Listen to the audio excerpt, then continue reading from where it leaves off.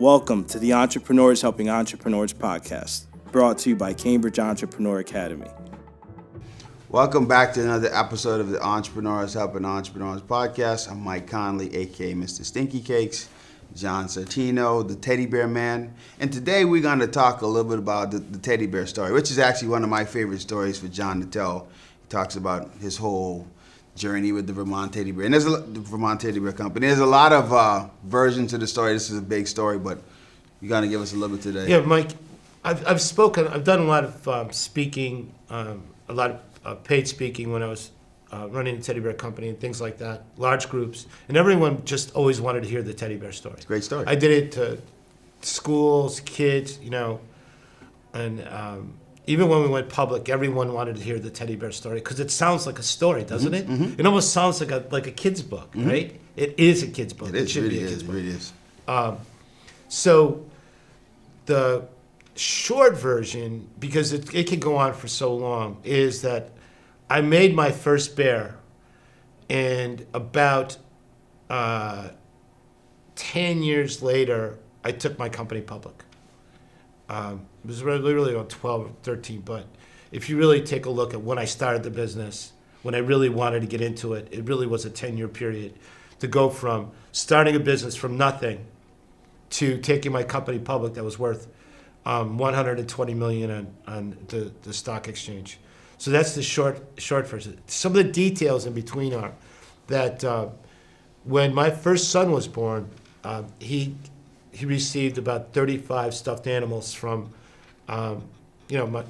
my family, relatives, friends, things like that. And he had all these animals in his crib. And one was really kind of a cool one because you wound it up and it played a song. And I put nose and glasses on it. You know, those things that you see, those Groucho Marx nose and glasses on it.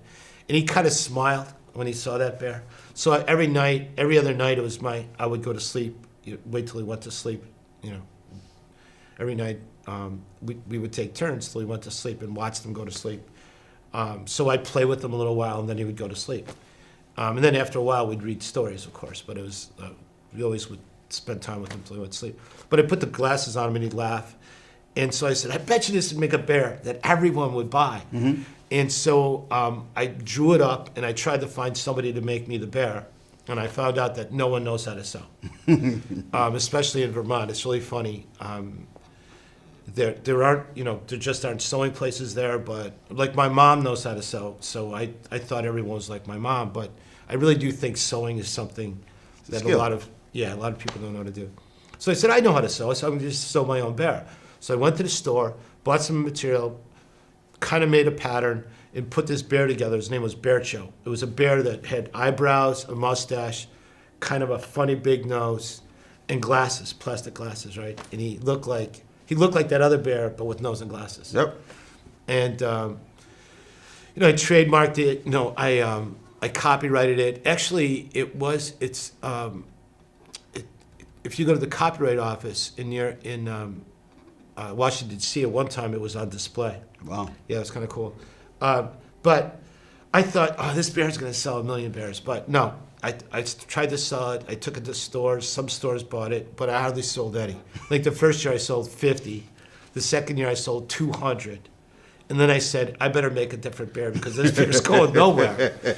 So the next bear I made was this bear called, it was a super bear. And it had a cape and shorts.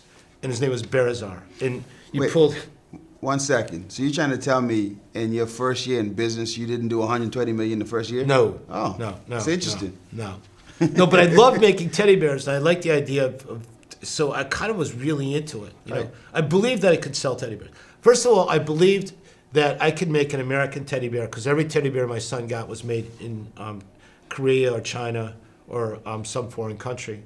And the teddy bear was named after an American president, so I thought, all right, I'm going to make a teddy bear. How hard could it be to make a teddy bear? Let me tell you, a teddy bear's got 36 pieces. Wow. Ears, both sides, the muzzle, the eyes, what goes behind the eyes, the paws, the arms, the joints. There's just a lot of pieces. Mm-hmm. A lot of stuff can go wrong. And I'm really not a good gluer, and I'm not a good sewer. But I did do okay in my first few ones. But that's interesting, too, because people wouldn't think a teddy bear is a complicated thing. So it makes me think, like, in business, how there's so many little pieces you have to put together. Mm-hmm. And when you look at it from the outside, you go, oh, I could run that business. But just like that, every business has the 36 pieces, the different pieces. Yeah. It's true. It's true. Yeah. So I made Bear Azar. People like Bear Azar, but it was really hard to make the bear with the cape. The bear was a normal bear looking. Mm-hmm. The story behind Bear Azar was he came from outer space and he landed here. And whenever you needed a super bear with superpowers, you pull his cape out, put his shorts on, pull his antennas out. It became Bear Azar. Okay. So kids love Bear Azar, but I still didn't sell many of them. And then So Bear 1 didn't sell a lot, Bear 2 didn't sell a lot, but no. you kept going. Yeah, next was Fuzzy and Wuzzy. Okay. Fuzzy and Wuzzy, there was a thing, Fuzzy and Wuzzy was a bear. Fuzzy was Wuzzy. Fuzzy was Fuzzy, wasn't he? Something like that. And Fuzzy and Wuzzy did a little bit better, but I kept trying to make a better and better and better and better. And I learned from my competition how to make a better and better and better and better. So that's kind of like my early years. I spent my time learning how to make a bear, buying the material, learning where the material comes from, where to get the eyes, all that kind of stuff. Going to Bear University, I like to call it, manufacturing.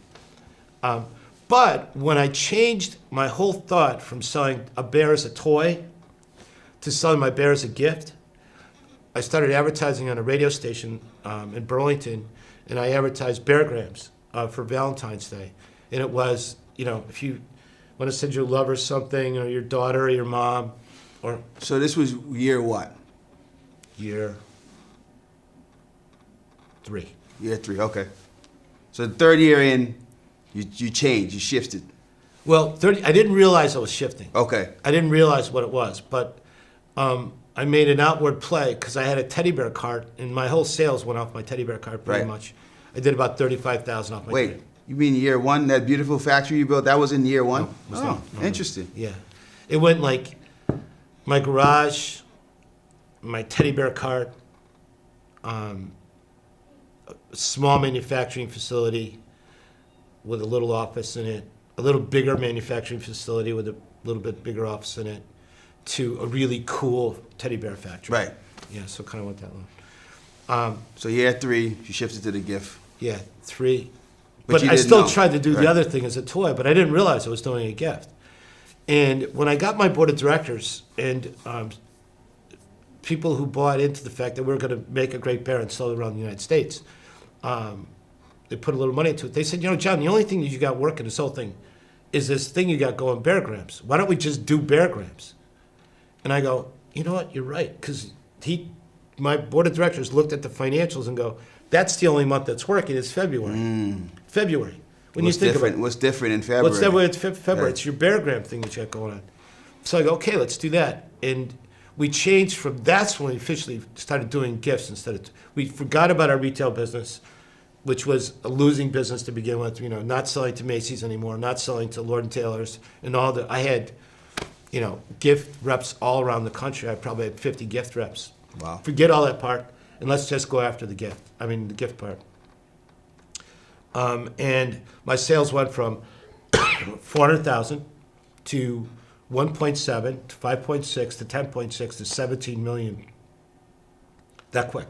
Wow. Because I knew how to market. And this was year... This is year 7. Okay. So between 3 and 7 is when you started seeing the hockey stick growth. Yeah. Okay. No, between year 6 and year 10. So 6 and 10. Yeah. Okay, got you. So 3, you started shifting towards the gift. By 6, the gift market was the main thing. 6 to Banging 10. my head against the wall, not making as much money as I wanted to. Still provided for my family. Right. Still had people working for me. Right. But every day I worried whether or not the business was going to shut down. Okay. You know, Makes sense. I didn't really know how to run it, but then I learned how to run it the right way. Right, right. So then when I took it public, back when I had the teddy bear cart, when I first looked for an investor, somebody gave me $2,000. So before I got the investor in, I became incorporated. Wait, so you mean your first investor didn't invest hundreds of thousands of dollars in your business? No. Interesting, 2000, interesting. 2000, yeah. And the reason I keep saying that is because sometimes entrepreneurs think these things happen like boom, right No. away. But your story, Mike Harris from Yankee Candle story, and a couple of other stories that I admire, they always started these small stories, and that's why we always, like with the members, we encourage them to just get something right first before you do that grand plan. So that's why I just keep saying that. Yeah, it does. It does. I believed in myself. But when I incorporated with 200 shares of stock. But when we went public, the 200 shares of stock were worth a penny apiece. Okay. When we went public, I had 6 million shares of stock in the company that were worth $20 apiece. Wow. So any way you look at those two stories, they're really kind of intertwined. Oh, It's yeah. a great story. Yeah. So building up an asset is really important, which is what we spend a lot of time with the Academy on, which we believe in the 4-point triangle. And that's a teddy bear story. There's a lot of other stuff to talk about. Yeah, listen, like I always Named talk, best company in America, Yep. Inc. magazine, fastest growing list 3 years in a row, best customer service company, best CEO in America. best CEO in America, all that kind of stuff.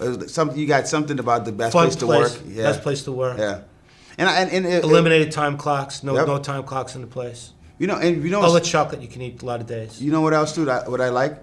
When I talk to people that work directly with you at the Teddy Bear Company, today they still speak highly of you. Yeah. So like Yes. I respect that more than a lot of the other stuff because people don't. We had fun. People don't really hate their boss, man. People love you, and even me working with you and the stuff that you're teaching me, as far as because your goal is to help me be one of the best CEOs in the world, and I see it, but.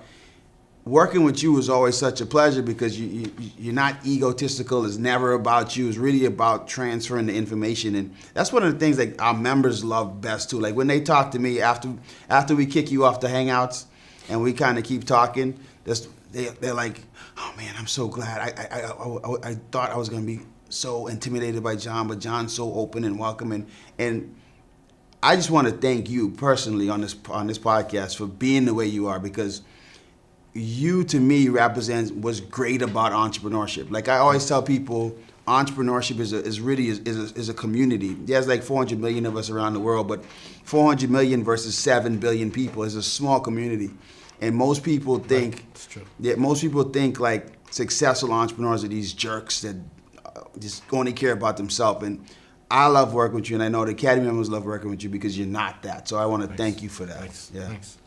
Well, that's the teddy bear story. Like I say, it's a lot longer, but Oh, yeah. maybe another time. Yeah, that's another story you could always keep going because this is a million pieces to that. We got to do the stinky cake story. So Yeah.